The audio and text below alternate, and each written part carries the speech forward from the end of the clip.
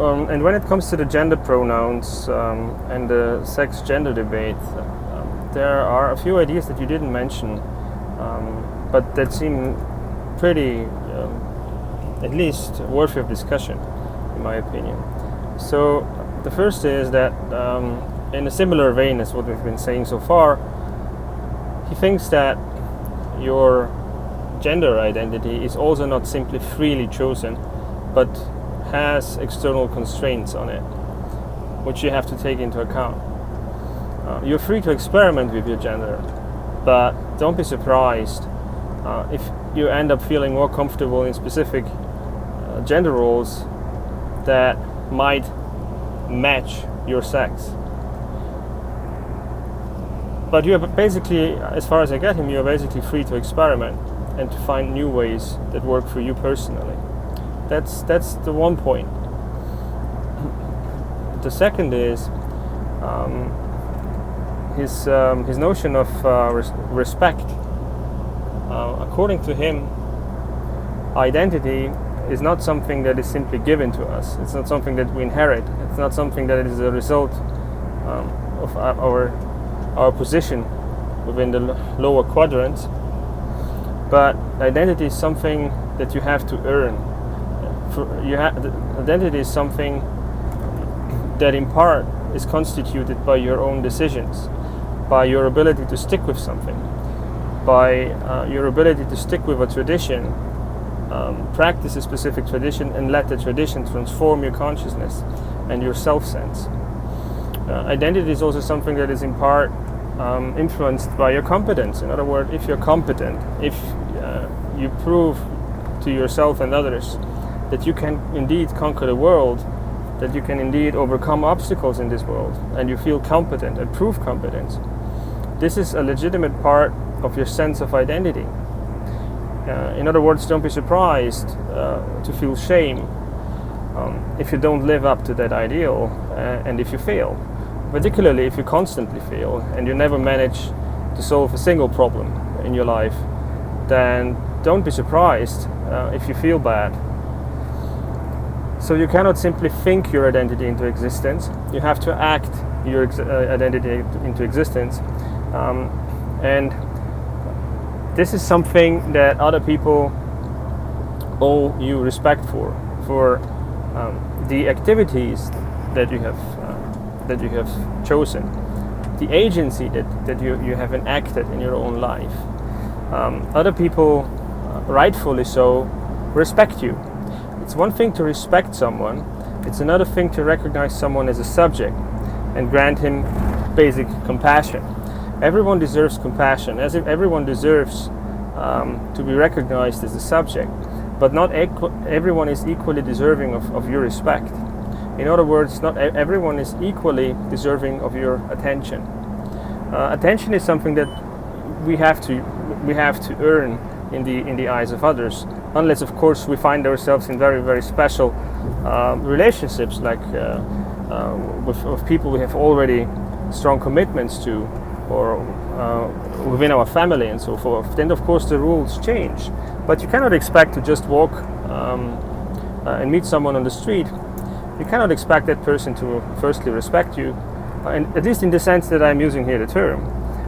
And you cannot expect attention simply by wishing to have attention from that person. You have to earn it. You have to prove to the person that you have something to say that is of relevance to them, and you have to prove to them that you have actually made choices that make a difference.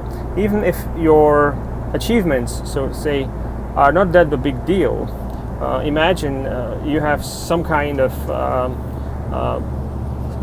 external conditions which make it very difficult for you to achieve that which comes easy to other people. Still, your ability to stick with it, to try, to focus, and to give your best is that which is deserving of respect. And this is what we respect in other people. Respect is a real thing, and it tells us something about reality. Of course, it's mainly about subjective reality, about other people's consciousness. And now let's go back to the gender issue. I think what Peterson thinks is that gender pronouns is not something that we deserve. It's not something, or put differently, it's not something that you make. It's not something that's really up to you, that's you're making. It's something you're born with. It's something you're born into. It's not something for which you deserve respect. This is why I think he doesn't really see it as truly a part of your identity. It is a rather superficial, low resolution category. Sex, this is, on the one hand, which applies to you, but it is not something that really says anything significant about your identity and anything that is deserving of respect. I think his argument would go in this direction, although I haven't seen it really fleshed out. Now, of course, this depends. If you really have to fight for your gender identity, if you really have to struggle, and most do actually, because it's not like in all cultures anything goes, like in Central Europe here, where everyone can experiment. Even though I'm sure here also many are subject to oppression, stigmatization, and so forth. So even in Central Europe, I guess it's not fun to experiment with your gender. You have to actually be very brave to do it, and particularly in many countries and in many cultures, it can be a highly stressful endeavor, and it can be a huge challenge to actually make yourself to stand by your own experiences, your own choices, and express them with a specific gender pronoun. So I think from this perspective, it indeed is something that is deserving of respect. I'm not sure Peterson would see it in the same way. I guess he would rather see it as still as something that is given to you, but from some commentaries that he has made on the topic, I think he would respect someone's personal decision. If someone it was really important to someone that they wanted him to use a specific gender pronoun, he would respect that if they could argue it. So I guess this would be an example. If someone argued that they really they are not like just changing their opinion every week, but they really put an effort into it, into finding their own identity. It was really a struggle, and for them it means a lot if they can express their own gender identity with a new form of pronoun that is not yet existing. Then I think Peterson, as far as I'm getting it right, would absolutely respect that decision. But what he would have a problem with is if government was trying to solve these questions, which are far from being solved as far as they get.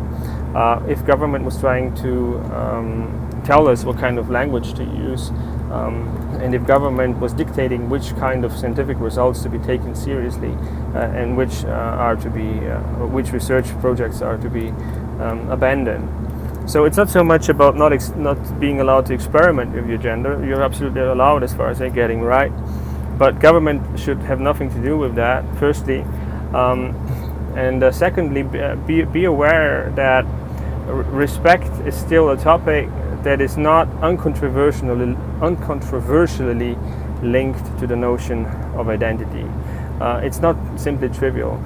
With postmodern conceptions of identity, of course, the idea that you have to struggle for your identity, that you have to, as the metaphysics of authenticity, as it's called, the idea in the Middle Ages and in ancient times that you actually have to find your authentic self, that you're not born perfect, but you have to grow into becoming more perfect as a human being, that you are born into sin, to use the metaphorical language, and you have to strive to become to make this undone, if you want. The metaphysics of authenticity has been rejected in postmodernism. So the struggle for your identity is not so central anymore. But identity, in many cases, is really defined as that position into which you are born, namely your social position, the place that you take within a power dynamic, and the space that you inhabit within a language game. And this is a very different conception of identity. And to simply then equate this conception of identity with the notion of respect and say that any form of identity is worthy of respect, I think is problematic and at least deserves at least deserves to be discussed. And I find Peterson's position actually pretty reasonable, that you have to link the notion of respect to the notion of struggle and or agency, as it's called in integral theory.